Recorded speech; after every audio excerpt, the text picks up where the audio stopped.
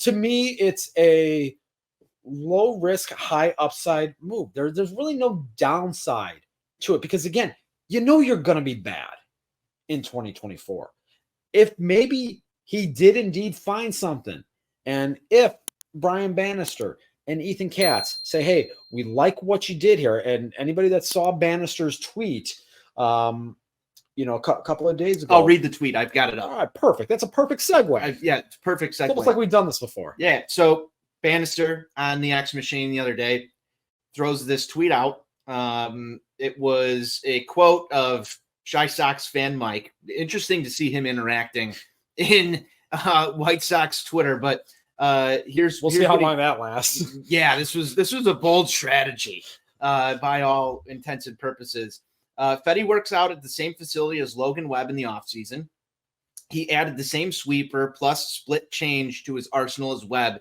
He did not use those pitches in Washington. Ethan Katz and I were both with Webb when those adjustments were made. His fingerprints are all over this. They really are. And for those of you that are unaware, Logan Webb finished second in National League Cy Young Award voting this past season. And here's one that I want to double back though. And if we're going to stay on the Twitter topic for just a second, I'm going to find this. This was courtesy of our friend Nick Morawski over at Good Guys Talk Back podcast. Wonderful guy. If you don't follow him, make sure you are at Nick_GGTB. And just a great mustache all year round, not just for Mustache November. No, he's a full season mustache guy. Great dude. Here's a quote that he pulled. To find the appropriate word at this point is premature, Getz said Tuesday at the winter meetings. But I will say, based on the upper level talent we have on this ball club, I don't think it's going to be a dramatic lift to get us where we need to be. We expect to be better than this past year, Getz said. And I've said it before. We're fortunate to be in the AL Central. Everybody has their challenges with their club, and they're looking to upgrade their team. And we're doing the same thing. It's important for our players, every part of the organization, to find ways and improve. Start with game one, try and win that one, and add to the win column. Steven, we know the White Sox are not going to be good in 2024. Chris Getz apparently thinks the White Sox are going to be better than they were last season. They're talking about upgrades to the team, and this is where I have a little bit of a problem with it. We're talking about guys like Eric Fetty coming in, talking about guys like Paul DeYoung, talking about guys like Nicky Lopez. I know Tim Anderson had a bad season last year. I know it was absolutely fucking horrendous. But can you say that we've made an upgrade at shortstop? Can you say that we've made an upgrade in the bullpen over Aaron Bummer? Can you say that our catching is going to be better than last year without Yasmani Granda? And again, another guy that had a really terrible season and was super injury. Where's the upgrade here? That's what I'm struggling to find. Where's the upgrade? This, to me, and this is right in your wheelhouse, this is a payroll reduction. There's no upgrades taking place. There's risks on development, and there's, I don't want to call them scrap heap moves. I mean, there were a couple of suitors for Fetty. It's not a scrap heap move yet, but not top of the line guys that are coming in to, take over this AL Central that they're so fortunate to be in. So there's a lot to unpack there with that quote. First, it's almost as if Chris Getz was saying you need to come out and hashtag set the tone. A little bit, yes. I mean, day one. So we heard that before last year. I appreciate that. Pedro Grifol said the same thing last year. I mean, I'm a big hashtag set the tone guy, so I do appreciate that aspect of it here. I'm so tired of hearing about this. We're fortunate to play in the AL Central bullshit. You're so fortunate to play in this division that has been around for 30 seasons. You're so fortunate that you've won it 4 times. I don't want to hear any more of this bullshit about, well, at least we play in the Central. You've won it 4 times. Spare me. Take that and shove it up your ass. Okay? First and foremost, there's that.